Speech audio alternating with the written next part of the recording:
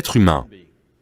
La vie autour de vous ne se passera pas, ne se passera jamais à 100% comme vous le voudriez. Et cela ne doit pas être ainsi, parce que si tout se produit comme vous le voulez, où devrais-je aller? Je suis très content que ça ne se passe pas comme vous le voudriez. Êtes-vous une étudiante maintenant? Vous êtes encore étudiante.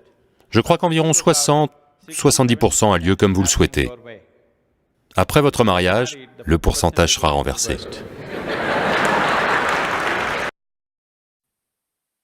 Bonjour à toi et bienvenue dans cette nouvelle vidéo. C'est un plaisir de te retrouver aujourd'hui. Et aujourd'hui, on va voir les 10 règles d'or de Raghi Vasudev, alias Sadhguru, et c'est pour ça que tu es là.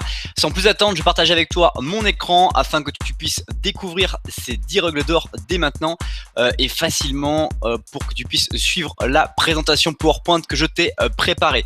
Donc dans cette vidéo, on va voir plusieurs choses. On va voir qui est Raghi Vasudev, alias Sadhguru, pour que tu saches voilà, qui est cette personne si tu ne le connais pas vraiment dans le détail. Et puis on verra ensuite ces 10 règles d'or, 10 règles d'or que je trouve vraiment décalées, vraiment différentes de pas mal d'entrepreneurs ou de personnes, parce que c'est quelqu'un qui vit une vie vraiment différente des autres. Donc voilà les 10 règles qu'on va voir ensemble. Mais avant cela, je te présente qui je suis. Si tu ne me connais pas, c'est entièrement de ma faute. Je suis Ogier Dolé, je suis salarié, entrepreneur, rentier et actionnaire. De manière générale, j'accompagne les gens à basculer vers la réussite de leur vie. Je leur apprends comment améliorer leur état d'esprit, leur corps, leurs relations et leurs finances. C'est quelque chose qui me passionne. Ce qui me passionne, c'est de pouvoir apprendre de nouvelles choses, donc me poser des questions, faire de la recherche et derrière de partager ces recherches à travers soit du coaching ou soit une vidéo ou un contenu sur un blog, de façon à permettre aux personnes d'aller plus loin. D'ailleurs, si tu veux aller plus loin que cette simple vidéo, je t'invite dès maintenant à t'abonner à la chaîne YouTube pour ne pas rater les prochaines vidéos. Alors qui est Sadhguru? Je vais plutôt prendre son nom en fait, qui le nomme Sadhguru. C'est un Indien qui est gourou, mais gourou de pas n'importe quoi. Il a créé en fait la fondation de l'Isha Fondation, et cette fondation en fait, qu'est-ce qu'elle fait? Elle est à but non lucratif et elle est orientée sur le yoga. C'est-à-dire que cette personne ne travaille pas et ne gagne pas d'argent du tout. Il est un peu comme en fait un moine qui vient dans un temple, sauf que voilà, il est dans la religion différente et il pratique le yoga et il lui travaille vraiment sur la conscience, la personnalité. Et on dit c'est un gourou parce que ce mot en France il est mal connoté, mal vu, mais on parle en fait de gourou pour dire que voilà, c'est un très grand enseignant de yoga et qu'il apprend voilà à travailler sur les postures et sur voilà l'état d'esprit. Il est par ailleurs diplômé de littérature anglaise, donc il parle très bien anglais. J'ai trouvé aucun document sur lui en français, il n'y a qu'une brève description de Wikipédia sur son cas. Voilà, il est très peu connu en France. La culture indienne, c'est vrai, est beaucoup plus connue en Angleterre et aux États-Unis par le passé, on va dire, colonial de l'Inde. Mais voilà, c'est assez intéressant de voir. Et ensuite, je t'ai mis aussi dans la description un livre de citations qu'il a écrit dans lequel il partage des citations en anglais. Donc si tu veux progresser en anglais, ça peut être un bon moyen éventuellement de commencer à écouter, à lire des citations de cette personne. Citations qui sont vraiment très simples à comprendre, très simples à illustrer, qui permettent d'inspirer. Donc pourquoi pas éventuellement, je crois qu'il coûte 5 € grand max ce livre de citations. Alors on commence avec la première règle d'or de Sadhguru, qui est d'améliorer ta perception et ton intelligence. Pour lui, ce qui est intéressant de noter, c'est qu'il est possible d'améliorer sa propre perception des choses et son intelligence. Alors je pense qu'aujourd'hui tu as été conscient de ça, mais lui ce qu'il propose comme réflexion, c'est de se dire qu'on n'est pas obligé de faire forcément des études pour travailler là-dessus. Lui, naturellement, il va prôner le travail de méditation, de réflexion sur soi-même. Alors le travail de méditation, c'est pas le sens gourou du terme, mais le sens de se poser et réfléchir. Ça peut être les yeux ouverts, quand des fois vous allez fixer un point dans une pièce, les yeux grands ouverts, on va vous dire, vos parents certainement vous ont déjà dit à quoi tu penses ou arrête d'être dans la lune. Et en fait, quand on est dans la lune, on est en train de méditer, on est en train de réfléchir à quelque chose. Nous en France on dit être dans la lune, mais c'est parfois méditer sur quelque chose de manière vraiment avec les yeux grands ouverts. On rêve les yeux grands ouverts, on pense à quelque chose et donc on améliore notre perception en réfléchissant dans les détails à quelque chose qu'on est en train de vivre, de faire, et on améliore aussi son intelligence par le fait de réfléchir, de complexifier peut-être parfois des situations très simple qu'on vit en y réfléchissant, en imaginant des choses, et ça nous permet de pouvoir nous améliorer. Donc c'est vraiment pour lui un point essentiel, c'est de passer du temps à améliorer sa perception sur l'intelligence en méditant, en prenant du temps pour prendre conscience des petits détails de la vie sur lesquels on ne fait pas du tout abstraction. Donc il propose différentes possibilités. Moi je propose toujours à travers voilà, le guide des podcasts que je propose dans les 7 habitudes gagnantes, je propose en fait de fermer les yeux ou de voir les yeux ouverts et de réfléchir, voilà, à des pensées qu'on peut avoir tout en réfléchissant, en se focalisant sur sa respiration. Et dès qu'on se met à se poser, à réfléchir à sa respiration, il y a un truc qui est extraordinaire, c'est qu'on se met à avoir des pensées qui sont absolument improbables par rapport à ce qu'on est en train de respirer et qui ne seraient pas du tout venues à notre esprit si on avait essayé de les chercher volontairement. Je veux dire par là que quand tu vas te poser sur un canapé, fermer tes yeux ou garder les yeux ouverts, tu vas te dire, voilà, je vais essayer de méditer. Et tu vas dire, là, je médite, et à la fin, tu sais même plus ce que tu fais du tout. Non, à la limite, tu vas te mettre juste à penser à ta respiration en inspirant par le nez, en soufflant par la bouche. Et tu vas voir qu'au bout d'un moment, tu vas même plus réussir à penser à ta respiration. Tu vas avoir une pensée qui va venir. Et cette pensée-là, en fait, tu l'as pas souhaité. Elle est venue naturellement, simplement. Et c'est ça le truc de la vie, c'est que ça permet d'améliorer ta perception, ton intelligence, car tu vas penser à des choses nouvelles que tu n'as encore jamais pensé. Et tu vas avoir des nouvelles idées, de nouvelles créations dans ton esprit. Et tu vas favoriser, en fait, ta réflexionnabilité, c'est qui est vraiment intéressant pour ta vie.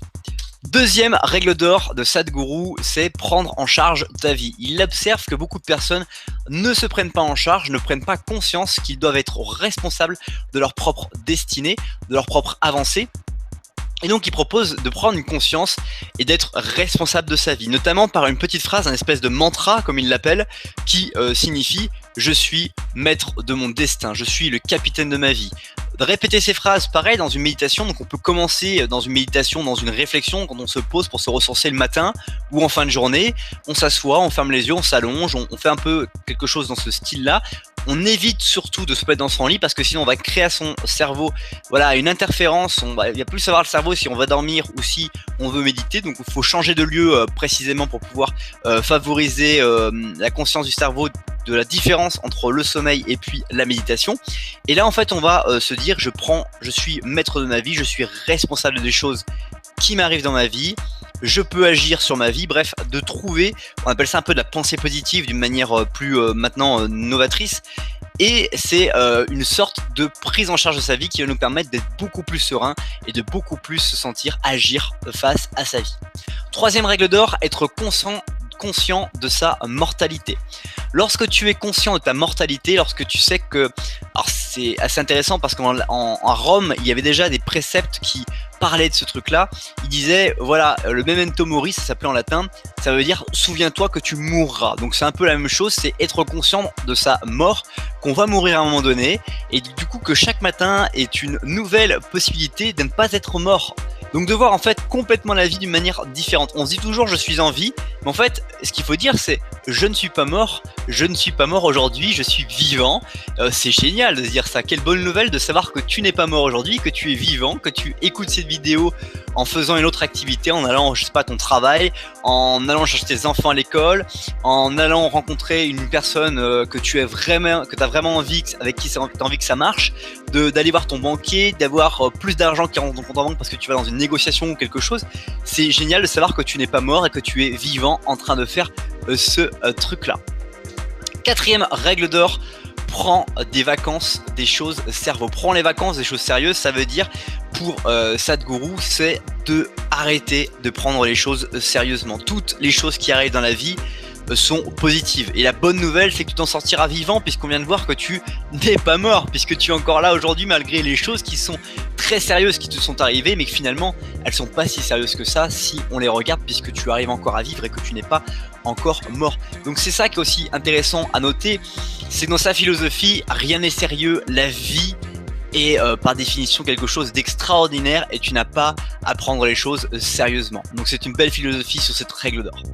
Cinquième règle d'or, produit de beaux films. Alors là tu vas me dire mais je ne suis pas scénariste, je ne suis pas réalisateur, je ne suis pas du tout un James Cameron en puissance ou un Quentin Tarantino. Eh bien à ce que la tienne, tu peux produire des beaux films toujours encore en faisant du yoga ou en méditant ou en faisant la chose que tu veux faire pour penser à ta vie. Donc ça peut être du yoga, de la méditation, ce que tu veux. Personnellement, moi ce que je pratique, c'est ni du yoga ni de la méditation, parce que j'ai du mal à dire que je fais du yoga ou de la méditation. Pour moi, je fais de la relaxation. Voilà, c'est mon truc. Trouve-toi le raccourci mental qui te permet d'être bien avec cette pratique et produis de bons films, c'est-à-dire ferme les yeux ou garde les yeux ouverts ou sois dans la lune en imaginant une vie dans laquelle, par exemple, si on fait un exercice rapidement, très facilement, imagine tes dernières vacances dans lesquelles tu étais, donc des vacances que tu as passées vraiment géniales avec tes amis, etc. Et imagine juste que ces vacances-là, par exemple, si tu es fan de biens matériels, dans ces vacances-là, plutôt que la maison où tu étais ou l'appartement dans lequel tu étais, tu avais une maison avec une très grande piscine, tu avais du personnel qui te faisait à manger le petit déjeuner comme tu l'adores, le repas du midi comme tu l'adores, le repas du soir comme tu l'adores, donc tu n'avais pas à préparer le repas.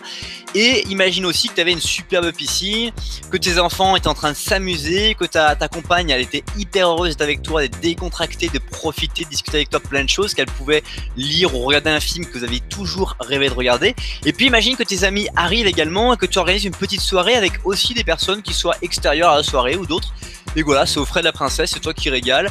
Et puis imagine aussi, pourquoi pas, que d'un coup ton hélicoptère arrive, il faut impérativement que tu te rendes très vite d'urgence à une conférence à Saint-Tropez sur l'art de boire des cocktails en soirée.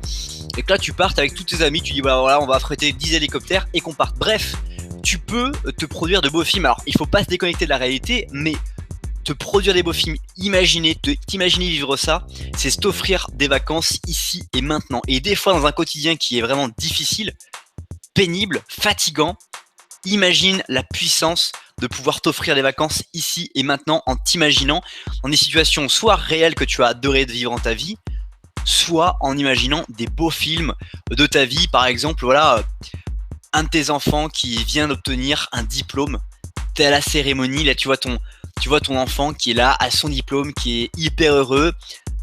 Ta femme ou ton partenaire de vie, il est là à côté de toi, il est hyper heureux de voir ça, il a les larmes de gratitude, des larmes de bonheur en se disant on a vécu quelque chose, on s'est lancé, on a vécu des choses difficiles ensemble, mais on est là face à notre enfant qui a réussi, qui est en train de réussir et qui va se lancer dans le monde du travail, qui va découvrir tout ça et qui va passer une étape supplémentaire dans sa vie. Waouh, c'est extraordinaire d'imaginer des beaux films comme ça, ou même des beaux films très faciles, très accessibles pour toi. Toi, grand-père ou grand-mère, qui va donner des conseils à ton arrière-petit-fils, qui va aller chercher éventuellement à l'école. C'est pas forcément un rêve magnifique, mais de le faire sortir de l'école, de faire les premiers bisous sur la bouche aux petites filles ou aux petits garçons avec qui il est à l'école. Bref, de voir tous ces moments de vie, tous ces moments relationnels qui sont absolument extraordinaires. Et c'est pas des beaux films qu'on peut imaginer comme j'ai fait le premier film que je t'ai fait imaginer dans ces dernières vacances que tu as passées récemment. Non, c'est des choses qui sont véritablement possibles. Alors je te demande pas d'imaginer parce que des beaux films, je te demande pas d'imaginer d'être en maison de retraite en train de faire des coups de pied sautés avec tes partenaires de maison de retraite tellement tu auras bien pris en soin de ta santé. Non, ça je peux pas te demander de faire des choses comme ça. Par contre, je te demande de faire des beaux films qui te font plaisir, qui te permettent d'être en vacances ici et maintenant. Et Sadhguru, il te propose de faire ce genre de choses quotidiennement pour améliorer ta qualité de vie et ta perception du bonheur. Sixième règle d'or, ne t'identifie pas avec quoi que ce soit. Il y a plein de personnes qui se catégorisent, qui s'identifient en se disant si je suis membre du Parti Socialiste, si je suis membre de l'extrême droite, si je suis membre des Républicains, si je suis membre des MEDEF, bref, pour te citer tous les partis politiques qui existent, ça veut dire que je suis identifié. Donc tu peux avoir des opinions, tu peux faire partie d'un clan, mais ne t'identifie pas avec quoi que ce soit. Tu es la personne que tu es la vie que tu représentes, et tu n'as pas à accepter des étiquettes sur ton t-shirt, sur ton maillot. Non, tu es une personne extraordinaire et tu dois te permettre de l'être. C'est tout simplement ce qu'il veut dire à travers cette sixième règle d'or. Septième règle d'or, répare-toi.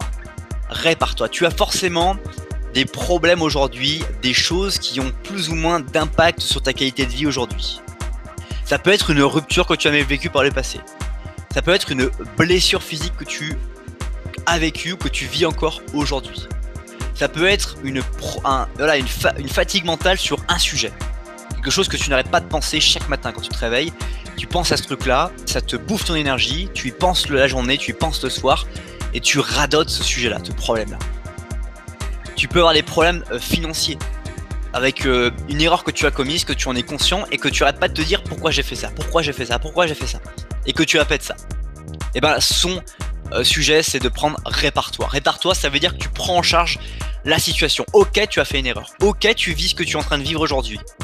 Ok, ce que tu es en train de vivre, c'est pénible et c'est vraiment, vraiment chiant. Mais si tu continues à le vivre, à le penser, tu n'avanceras pas et tu ne vivras pas tous les beaux films que tu t'es imaginé, que tu peux vivre.